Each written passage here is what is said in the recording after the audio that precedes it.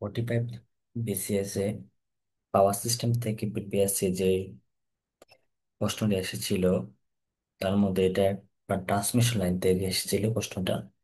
যে বলা আছে, এই overhead three phase transmission line delivers 5000 kilowatt at 22 kilovolt at 0.8 pf lagging. The resistance and reactance of each conductor are 4 ohm and 6 ohm respectively. Determine sending and voltage regulation and transmission efficiency. ওকে, দেখেন আমাদের যে কি আমরা জানি কি, যে পাওয়ার, যে পাওয়ার সমান কি জানি √3 IR/PR cos থিটা। তো এখান থেকে আমরা কি কারেন্টের মানটা বের করে নিলাম, যে আসলে যে রিসিভিং কারেন্টটা কত আমাদের, যে সেন্ডিং ভোল্টেজটা বের করতে বুঝতাম। এখানে সবকিছু দেওয়া আছে কি আমার রিসিভিং এন্ডে, মানে ডেলিভার্স এত, মানে আমার রিসিভার এন্ডিং এ 5000 কিলোওয়াট পাওয়ার পাইছি, এবং তখন যে 22 কিলোভোল্ট যখন, এবং 0.8 PF যখন যখন ছিল তখন। তো এখান থেকে আমরা কারেন্টের মানটা বের করে নিলাম, যে 164 অ্যাম্পিয়ার আসলো। এখন আমরা ফেজরে প্রকাশ করতে পারি, এই যে IR থিটা অ্যাঙ্গেল সমান কত, IR minus cos inverse PF। কারণ মাইনাসটা কেন আসছে, কারণ লেগিং ছিল। যে লেগিং হলে নাকি কারেন্টের মানটা কি আসে, অ্যাঙ্গেলটা নেগেটিভ। তাহলে আই এর সমান আসছে কত, এই যে 164 অ্যাঙ্গেল মাইনাস 36.87 ডিগ্রি অ্যাম্পিয়ার।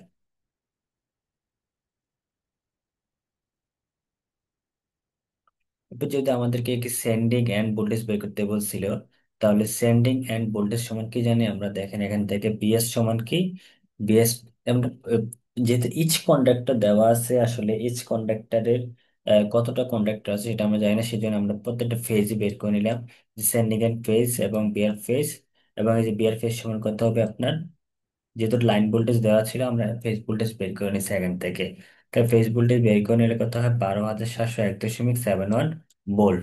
তাহলে এই যে আই জেড, এখানে দেখেন আই, আই হচ্ছে কি অ্যাঙ্গেলে বসবে এখানে, অথবা যদি আপনি আই জেড এর জায়গায় না আসেন, শুধু যদি মানটা বসছেন 64, তখন এই যে করতে হবে যে আর X R cos theta plus X L sine theta হিসাব করে তখন আপনি দিবেন আর কি।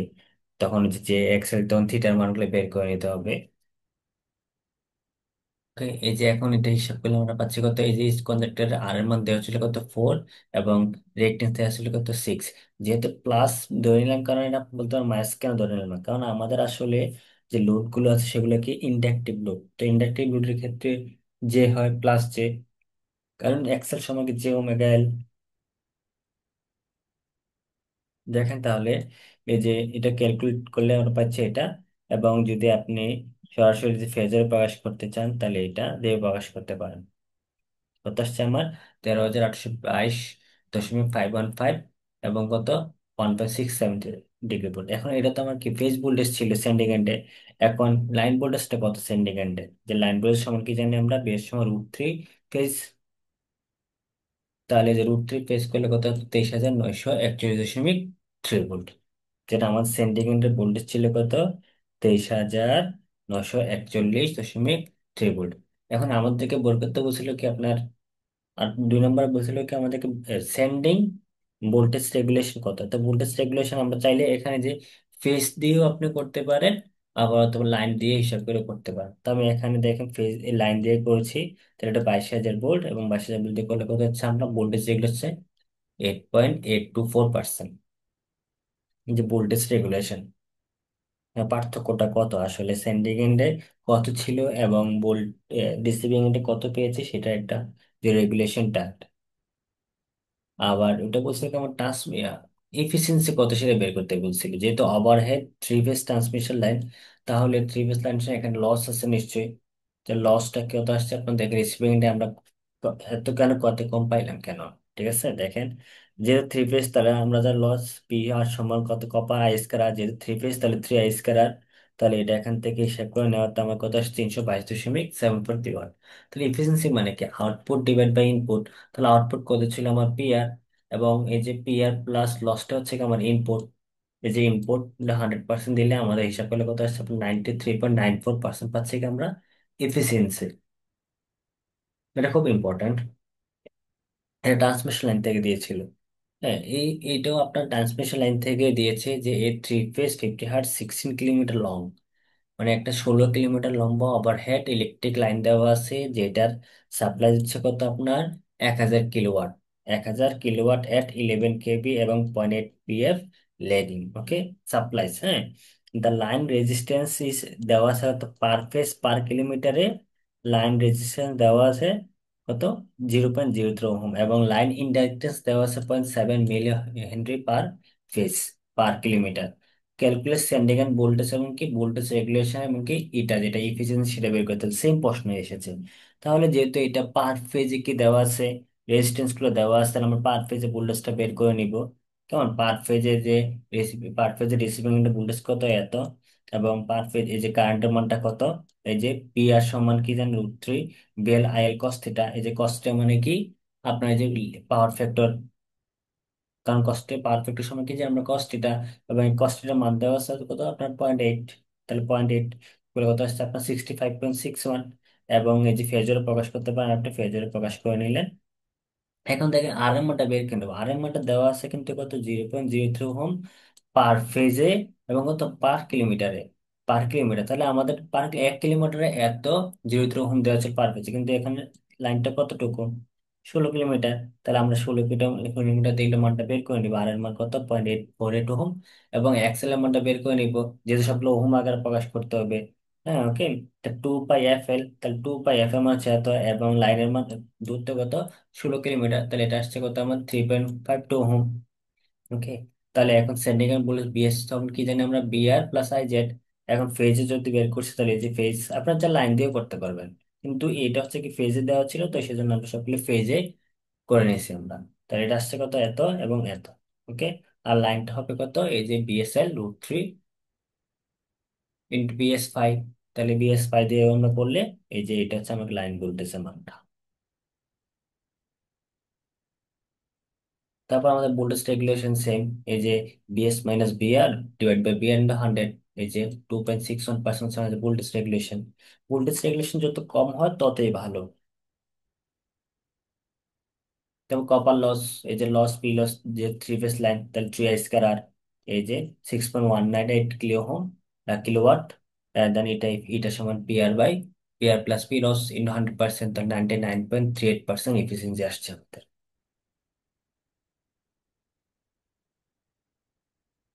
ওকে,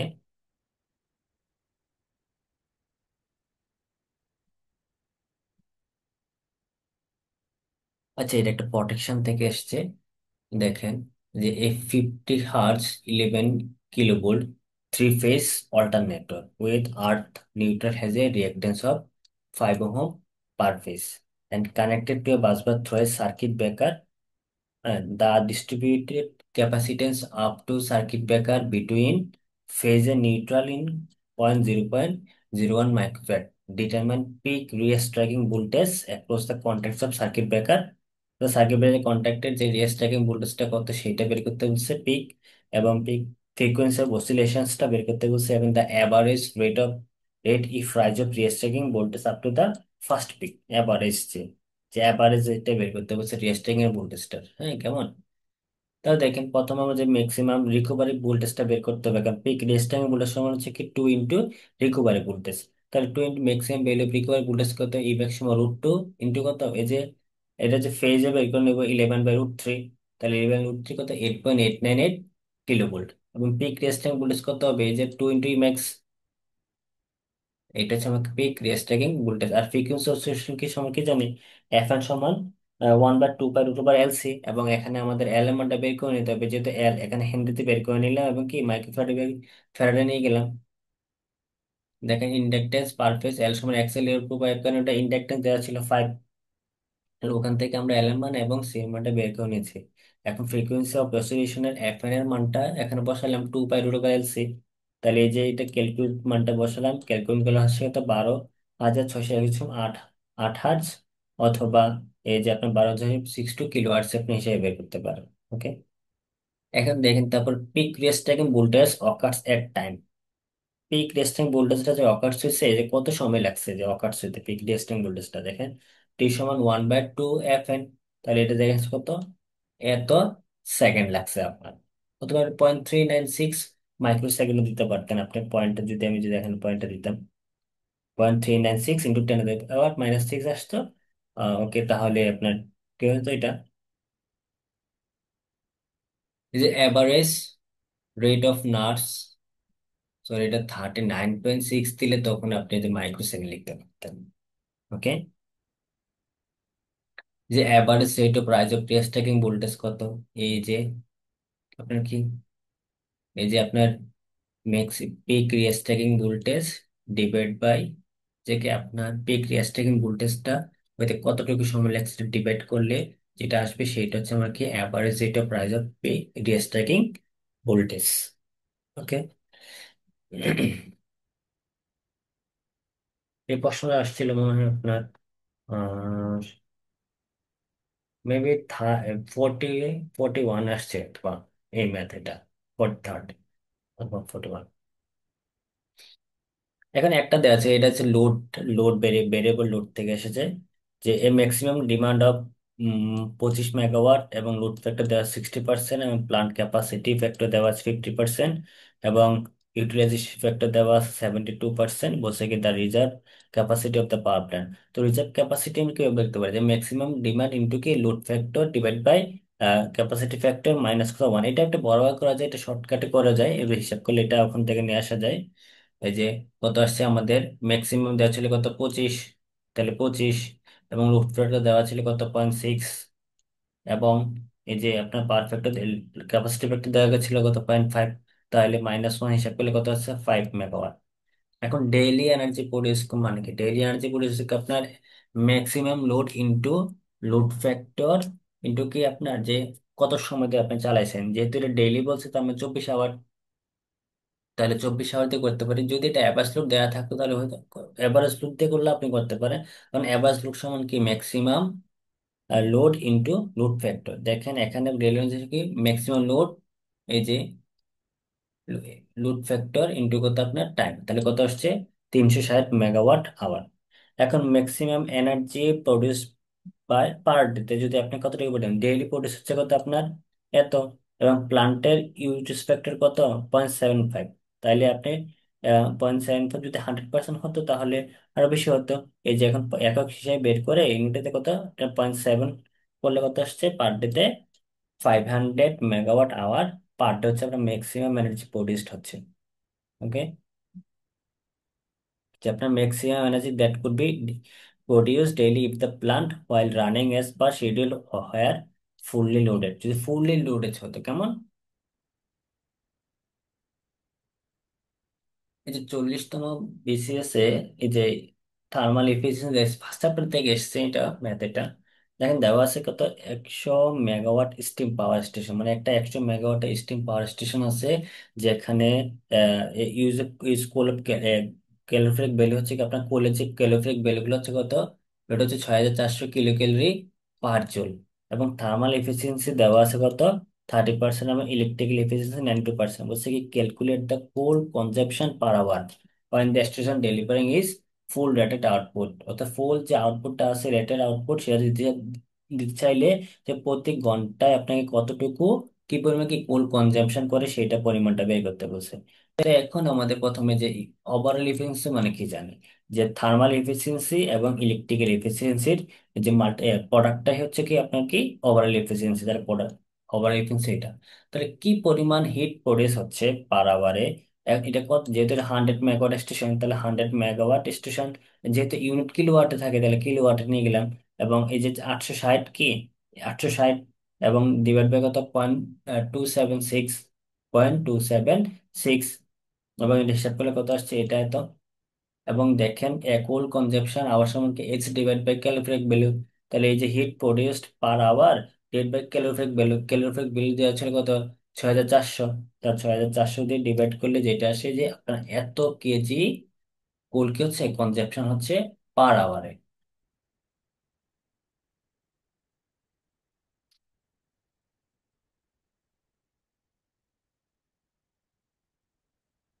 ওকে,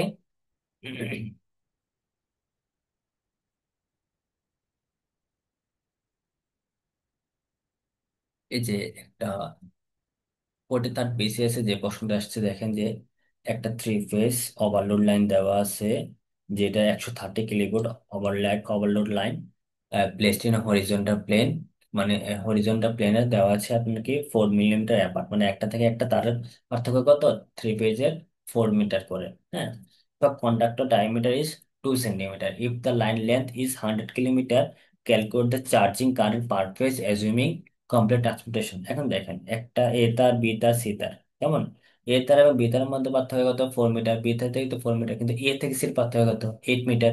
তাহলে এই যে ডি ইকুইভ্যালেন্ট সমান কত, 3 কিউব রুট 4 × 4 × 8, তার কত আসছে 5.04 মিটার, এবং এখানে ডায়ামিটার দেওয়া ছিল কত, 2 সেন্টিমিটার, রেডিয়াস কত ওয়ারের 10 × 2 মিটার।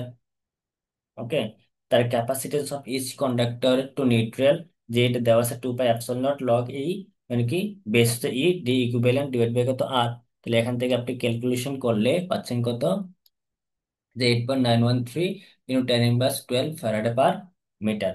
ফ্যারাডে পার কি মিটার আমরা পাচ্ছি capacitance of each conductor to neutral, কেমন, নিউট্রাল। এবং বলছে কি চার্জিং কারেন্টটা per phase assuming complete transposition করার জন্য। হ্যাঁ, তাহলে দেখেন ক্যাপাসিটেন্স পার ফেজ পর 100 কিলোমিটার জন্য কত আসছে, জাস্ট এটাকে 100 দ্বারা গুণ করে, যেটা পার কিলোমিটার দেওয়া ছিল, তাহলে 100 কিলোমিটার সাথে কিলোমিটার কাটাকাটি যাচ্ছে, তাহলে এটা হচ্ছে আপনার চার্জ ফ্যারাডে থাকতেছে।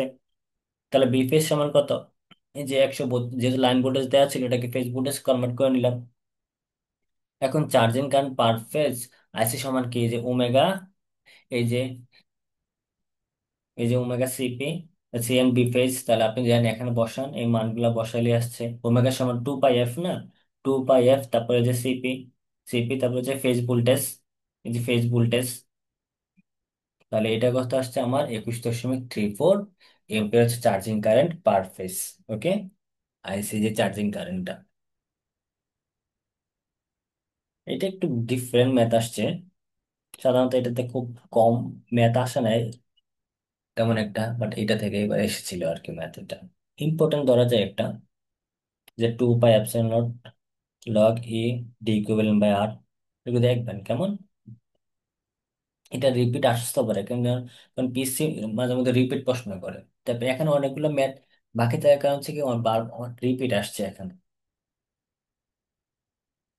A3 ফেজ 11 কেবি, এটা একটা ফর্ট থেকে দেওয়া আছে, দেখেন A3 phase 11 kV 25 MV alternator with, এই যে জিরো সিকোয়েন্সে পার ইউনিট এত দেওয়া আছে, পজিটিভ সিকোয়েন্স এবং নেগেটিভ সিকোয়েন্স দেওয়া আছে এত, এবং গ্রাউন্ডের থ্রুয়ে রিঅ্যাক্টেন্স অফ, এই যে যেটা এই যে আমাদের গ্রাউন্ড যেটা হয়েছে একটা রিঅ্যাক্টেন্স দেওয়া আছে কত, 0.3 ওহম। কেমন, দেখেন সবগুলো পার ইউনিট দেওয়া ছিল, কিন্তু এটা মান কি পার ইউনিটে দেওয়া নেই, তাহলে আমাকে এটাকে হয় এগুলাকে রেজিস্ট্যান্সে কনভার্ট করে নিতে হবে, না হয় কি এটাকে পার ইউনিটে কনভার্ট করতে হবে। আমরা এটাকে পার ইউনিটে কনভার্ট করে নিব। কেমন, এখন এই যে বেস ভোল্টেজ সমান কি জানি, আমি ধরে নিলাম যে কি, যে পার ইউনিট ভোল্টেজটা কত, 1 পার ইউনিট। তো আমি বললাম যে এটা 11 কেবি 11 কেবি, হ্যাঁ সেম। তাহলে পার ইউনিট ধরে নিলাম। তাহলে ফেজ কারেন্ট সমান কি জানি, যে বেস কারেন্ট সমান কি জানি, base ampere divide by √3 into কত, ফেজ ভোল্টেজ। তাহলে ফেজ ভোল্টেজ দেওয়া আছে কত, 11 কেবি, এবং বেস এমপিয়ার দেওয়া আছে কত, 25 এমপিয়ার। তাহলে এখান থেকে ক্যালকুলেট করলে আমরা বেস কারেন্টটা পাচ্ছি কত, এত, যে 25 × 10⁶ এবং √3 ইন্টু 11 ইন্টু 10 কিউব এম্পিয়ার। তাহলে দেখেন কত আসছে, 1312.16 এম্পিয়ার। আপনি চাইলে এটা টু কনভার্ট করে নিতে পারেন, যে আহ, একটা দশমিক টু বা দুইটা রাখা ভালো। এখন আমাদের কি পার ইউনিট করতে হবে, এখন পার ইউনিট করতে হলে আমাদের বেসটা জানতে হবে। এই বেসটা তো জানি না, জানি না, কিন্তু বেস সময় আমরা কি জানি, এই যে Z kV square divide by কি MVA, kV square divide by কি এমবিএ দিয়ে আমরা কি জেড বেসটা বের করতে পারি। জেড বেসের ফর্মুলা হচ্ছে কেবি স্কয়ার বেস ডিভাইড বাই কি এমবিএ বেস। তাহলে কেবি স্কয়ার বেসটা ধরে নিলাম কত, 11, এবং এমবিবিএস কত, 25, এবং দেখেন এটা কত আসছে 4.84 ওহম। তাইলে এই যে পার ইউনিট কি বের করি, নিউট্রাল পার ইউনিট, যে actual value divide by base value. তো অ্যাকচুয়াল ভ্যালু কত দেওয়া ছিল, 0.3 ওহম, এবং এই যে বেস ভ্যালু কত হয়েছে 4.84, তাহলে এটা আসছে কত, 0.0062 পার ইউনিট। এখন দেখেন তো এটা কোন ধরনের ফল্ট অ্যাকচুয়ালি, তাই না। এখানে বাচ্চা লাইন টু গ্রাউন্ড দেখে single line to ground fault দেওয়া বলছে। তো single line to ground fault সমান কি জানি আমরা অ্যাকচুয়ালি, এই যে ফল্ট কারেন্টটা কিভাবে বের করতে পারে, আইএফ সমান পার ইউনিটেরটা যেটা, যে 3 ER, এটা পার ইউনিট, তারপর X1 + X2 + X3 XN, কারণ এই যে যেটা নিউট্রাল করা হয়, নিউট্রালটা যদি আপনি হিসাবে করেন তখন এটা 3 গুণ 3 গুণ হয়। হ্যাঁ, তো 3 গুণ, তাহলে এখানে 3x দিলাম আমরা এখানে, তাহলে 3 to 1। তারপর ওই যে যেহেতু রিঅ্যাকট্যান্স দেওয়া ছিল তাহলে 0.5, আপনি চাইলে যেটা না দিয়েও করতে পারেন, সমস্যা নাই কোনো, কিন্তু বইতে যে দিয়ে করছে এই জন্য আমরা যেটা এখানে দিলাম। পার ইউনিট বিল বের করতেছেন আবার যে দরকার নাই, তারপর দিতে পারেন যেহেতু বইগুলোতে দিয়েছে যে, কেমন, যে কমপ্লেক্স নাম্বারটা। তাহলে হিসাব করলে কত আসছে দেখেন, মাইনাস যে 5.597 পার ইউনিট। তাহলে অ্যাকচুয়াল ফল্ট সমান কি জানি, এই যে পার ইউনিট ফল্ট ইন্টু কি বেস কারেন্ট। তাহলে আমরা এখান থেকে অ্যাকচুয়ালটা কি পেতে পারি, তো অ্যাকচুয়াল ফল্ট সমান কত হবে এত। তাহলে আপনি জাস্ট যদি ভ্যালুটা দিতে চান তাহলে ভ্যালুটা দিতে পারেন এখান থেকে, যে 7344.179 এম্পিয়ার, অথবা 180 এম্পিয়ার অর 2 এম্পিয়ার দিতে পারেন আপনারা। এই সূত্রটা মনে রাখবেন, এই যে লাইন টু গ্রাউন্ড ফল্টের জন্য যেটা, এটা হচ্ছে ফল্ট কারেন্ট বের করার সূত্র। কারণ এই যে আই আই সমান I2, তো আই সমান আই এ, I0, I1, তার আই সমান কি হয়ে যায়, 3I হয়ে যায়। তো 3I দিলে আপনি করতে পারেন যে 3IR/R, তাহলে 3 × IR এর মান হচ্ছে এটা, করতে পারে এটা ইজি। আচ্ছা, এটা মনে হয় 2বার স্ক্যান করে ফেলছিলাম। হ্যাঁ, 2বার হয়ে গেছে এটা। ওকে, ওই যে বেস থেকে 38তম বিসিএস একটা বেস থেকে দিছে, বেস বিসিএস 38 বিসি যেটা আসছে আপনারা দেখেন। আহ জাস্ট বেস থেকে পার ইউনিট ভ্যালু বের করতে বলছে এখানে। তাহলে if the reactance is 20 ohm, find the per unit value for a base of 15 kVA and 10 kV দেওয়া আছে। তাহলে আমরা জেড বেস সমান কি জানি আমরা, K base divide by MVA base. তাহলে আমরা এই যে এটা যদি কেবি দেওয়া ছিল, যেহেতু সরাসরি কেবি দেওয়া আছে, আমরা কেবিএস কে ডিভাইড বাই এমপিএ বেস করে নিলাম। তাহলে যেহেতু এটা হতো 15 kVA, তাহলে 15 10 ইনভার্স 3 দিলে কত হচ্ছে আমার এমবিএ তে প্রকাশ হচ্ছে। তাহলে মেগামোল, তাহলে করলাম, তাহলে এটা কত আসছে আমার এত ওহম। তা জেড পার সমান কত জানি, z actual divide by z base. তো যেটা আসছে এটাই কি আমার পার ইউনিট ভ্যালু আসছে। কেমন, এটা ইজি। প্রায় সময় ট্রান্সমিশন লাইন থেকে বেশি দিয়ে থাকে এখানে, তবে কিছু ডিফারেন্ট ম্যাথটা ছিল, এই যে এটা একটু প্রোটেকশন থেকে দিয়েছে। এই যে এইটা, এটা আপনি একটু বারবার দেখবেন, রিপিট আসলেও আসতে পারে, এবং এই ম্যাথগুলো একটু প্র্যাকটিস করা উচিত। হুম।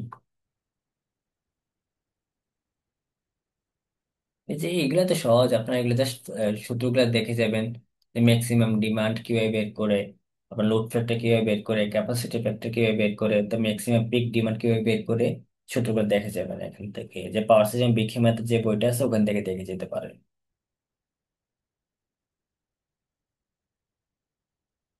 আর ট্রান্সমিশন লাইন তো একদম সহজ, এগুলো ট্রান্সমিশন লাইনের ম্যাথগুলো আপনি করতে পারেন।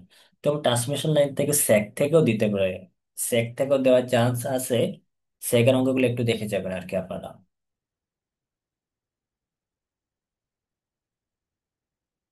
ওকে, থ্যাংক ইউ।